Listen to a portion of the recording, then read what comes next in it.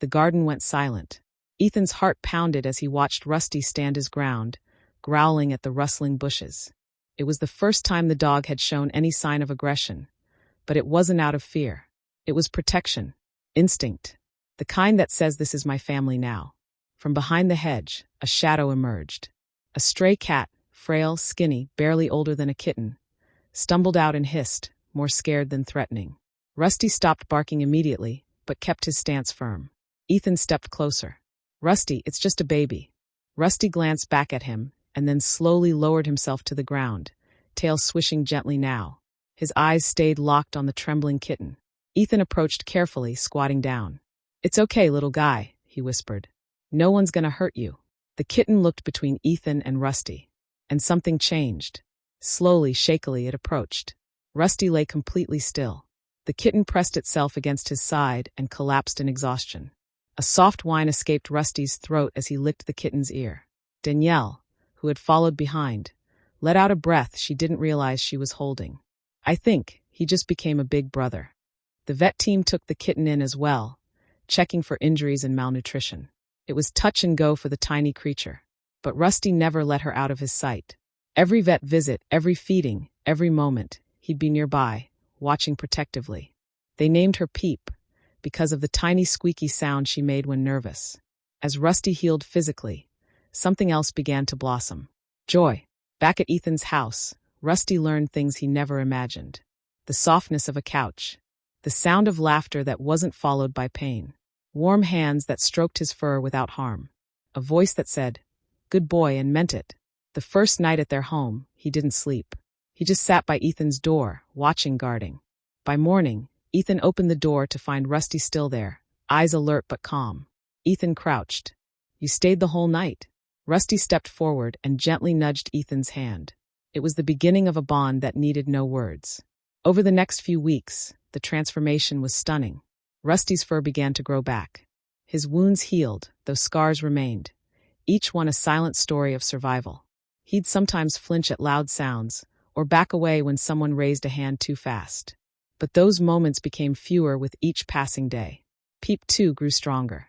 She was feisty, curious, and oddly fearless, especially with Rusty by her side. They played together in the backyard, under the sun that now felt warm instead of cruel. Ethan recorded their adventures, uploading short clips to his small YouTube channel. One video in particular, Peep curling up inside Rusty's floppy ear, went viral. The comments were overwhelming.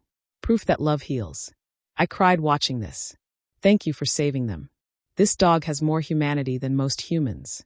Suddenly, the world that once ignored Rusty couldn't stop watching him. Media outlets reached out. A local news crew did a story. The footage of the abused dog who still wagged his tail became a symbol of something bigger. Resilience, forgiveness, and unconditional love. But it wasn't all celebration. One day, a letter arrived. Ethan's mom opened it at the kitchen table and grew pale.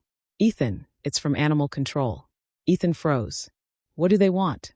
"They're reopening Rusty's abuse case. The man who hurt him? He's fighting the charges." Ethan clenched his fists. "What? After everything?" She nodded. "They might want to take Rusty in temporarily, for legal evaluation." "Evidence?" "No." Ethan stood up, eyes wet with panic. "They can't take him. He just got safe. He just started healing." Danielle was already on the phone with lawyers. She promised to do everything she could. But legal systems moved slow, and sometimes they didn't move fair. Rusty sensed something was wrong. That night, he didn't eat. He lay with his head on Ethan's lap, eyes staring into nothing. "I'm not letting them take you," Ethan whispered fiercely. "You're not just evidence. You're my best friend." That night, Ethan had a plan. He reopened his YouTube account and posted a new video. Not of cute moments, but of truth. The early footage. The bruises. The chains. The audio of shouting. The pictures he'd taken before anyone knew Rusty's name. He titled it, "He was beaten daily but still wagged his tail at love." In less than 48 hours, the video had over 3 million views. Ethan sat with his mom, watching the numbers climb, watching the comments flood in. "Do not let that dog be taken. I will testify for Rusty. He deserves peace. Tell me where to donate. I'll cover the legal fees." Danielle called 2 days later, barely able to contain her excitement. The judge saw the video. So did the DA. They've agreed. Rusty stays right where he is. Permanently. Ethan dropped the phone and shouted. Rusty barked, startled, then wagged his tail furiously. Peep dashed between their legs in confusion. But just as calm settled over the house again, the doorbell rang. Ethan opened it and froze. Standing there was the man who used to own Rusty. No longer shouting. No longer drunk. He held something in his hand. A photograph. You don't know everything about him, kid, the man said quietly. But it's time you did. To be continued. The rain poured relentlessly that day, like the sky itself was mourning. On a back street of a forgotten neighborhood, under a dented trash bin lid, a dog curled into himself, his body trembling, bruised, and soaked to the bone. His ribs jutted out like fragile bones of a shipwreck. Yet when footsteps approached, his tail thumped weakly against the wet concrete. He didn't know who it was, but his heart hoped it was someone kind, someone different. His name would be Rusty. But back then, no one had ever called him that. To the man who kept him chained in the backyard, he was just it. Just a creature to beat when frustrated, to ignore when starving, to blame when things went wrong. And yet, every day when that man walked out the back door, Rusty would try. He'd wag his tail. Just a little. Just enough to say, I'm still here. I'm still trying to be loved. Neighbors had heard the cries, but no one spoke. The world passed Rusty by, treating his suffering as background noise. Until one afternoon, a boy named Ethan saw him. Ethan was only 12, riding his rusty bike back from school. He wasn't supposed to take that alley. His mom warned him never to. But that day, his shortcut revealed a secret the world had tried to ignore. He skidded to a stop when he saw Rusty. Their eyes met. The dog's eye was swollen shut. His ear was torn. His tail somehow still tried to wag. Ethan dropped his backpack and knelt beside him. Hey buddy, what happened to you? Rusty didn't flinch. Instead, he rested his battered head on Ethan's knee. And Ethan felt it, that wordless, desperate plea. Please don't leave me. He didn't. Ethan returned every day. Sometimes with scraps, sometimes just to sit beside him. He started calling him Rusty, because of his color and because they were both kind of broken. Ethan started documenting everything. Quietly, secretly. Photos, videos. Each visit, each bruise, each missed meal. One evening, Ethan waited until his mother got home. She worked long hours and looked tired, but he couldn't hold it anymore. He pulled up the pictures on his tablet.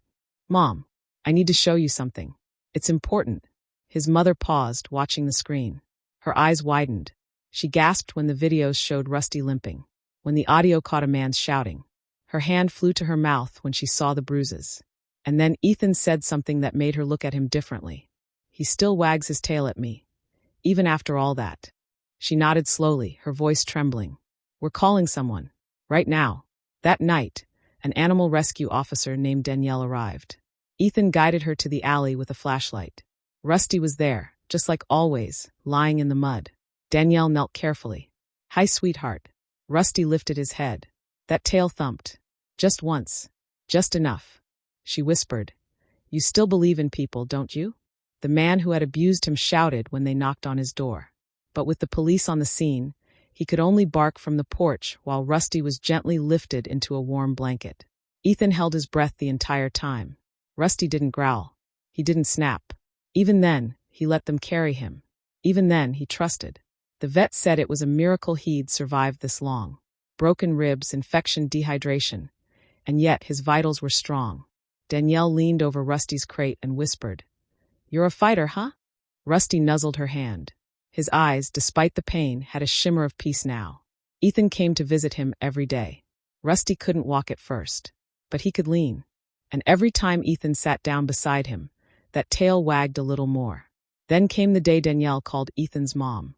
We have an option. He's healing well. And we think he knows where he belongs. The words hung in the air. Ethan stared at his mom. Please, just meet him again. You'll see. His mom nodded. Let's go see Rusty. When they arrived, Rusty wasn't in his crate. The vet assistant smiled. He's waiting in the garden. As they stepped outside, the late afternoon sun painted everything golden. Rusty sat under a tree, wrapped in a little vest to keep him warm. When he saw Ethan, the dog slowly stood, limped 2 steps, and wagged his tail with all his strength. Ethan dropped to his knees. You remember me. Don't you, boy? Rusty licked his face, tail wagging furiously. His mom looked down at them, eyes full of tears. Okay, she whispered. Let's bring him home. But just as they turned to leave the garden, something in the bushes stirred. Rusty's ears perked. A low growl rumbled in his throat, the first Ethan had ever heard.